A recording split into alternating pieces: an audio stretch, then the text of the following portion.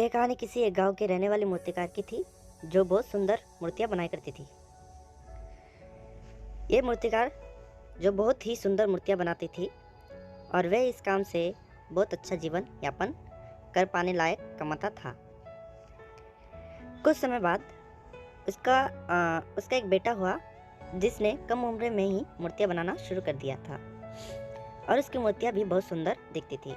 मूर्तिकार अपने बेटे की सफलता से काफ़ी खुश था। फिर भी वह अपने बेटे की प्रत्येक मूर्तियां में से कुछ ना कुछ कमी जरूर निकालता था और बेटे को उनके बारे में कहता था कि तुमने अच्छा काम किया है, लेकिन अगली बार इस कमी को दूर करने की कोशिश करो। बेटा भी अपने पिता की बात मान लिया करता था। उसने अपने पिता की सलाह के बाद अपनी हर मूर्तियां में सुधार करना जारी कर दिया था। नतीजतन बेटा की मूर्तियां दिन प्रतिदिन पिता की मूर्तियां से बेहतर होती गई और एक समय ऐसा आया कि जब लोग बेटे की मूर्तियां पिता की मूर्तियों की तुलना से कुछ दामों पर खरीदने लगे, जबकि पिता की मूर्तियां पहले की तरह ही बिकती रही। पिता ने अभी तक अपने बेटे की मूर्तियां में कमियां निकालना बंद नहीं किया, लेकिन बेटा अब बाप के इस बर्ताव से खुश नहीं था।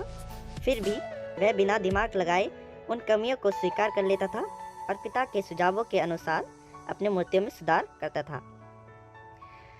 आखिरकार एक दिन ऐसा आया जब उसके पिता ने उसकी बनाई मूर्तियों में कमी निकालना चाही, तो बेटे का धैर्य जवाब दे गया।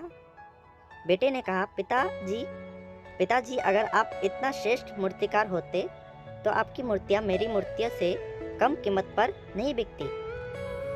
मुझे नहीं लगता कि मुझे अब आपकी सलाह की आवश्यकता है। मेरी मूर्तियां सुंदर है और लोगों को यह पसंद भी आ रहे हैं।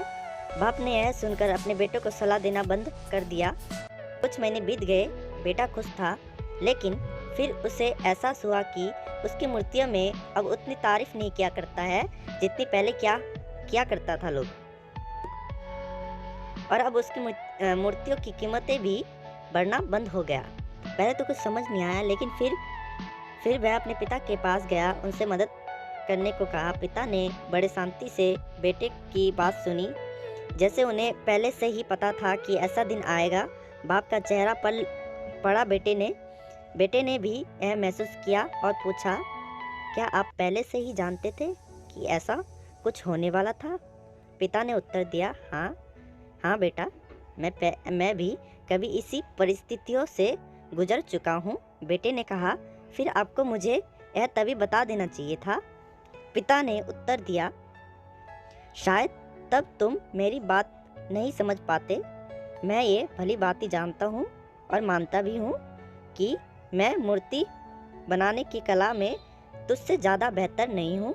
ऐसा भी हो सकता है कि मूर्तियों के बारे में मेरी सलाह गलत हो, और ऐसा नहीं है कि सिर्फ मेरी सलाह से तुम्हारी मूर्तियाँ बेहतर हो गई, लेकिन जब मैंने तुम्हें तुम्हारी बनाई मूर्तियों में कमियां दिखाई तो तुमने जो बताया था उससे तुम संतुष्ट नहीं थे। फिर तुम्ही ने खुद को बेहतर बनाने की कोशिश की और इस प्रयास ने तुम्हारी मूर्तियों को बेहतर बनाया और परिणाम स्वरूप तुम सफल हुए। लेकिन यह भी उतना ही सच है कि जिस दिन से तुम्हें लगा कि अब तुम्हारे काम में सुधार की कोई गुंजाइश नहीं है, तुम्हारा विकास रुक गया।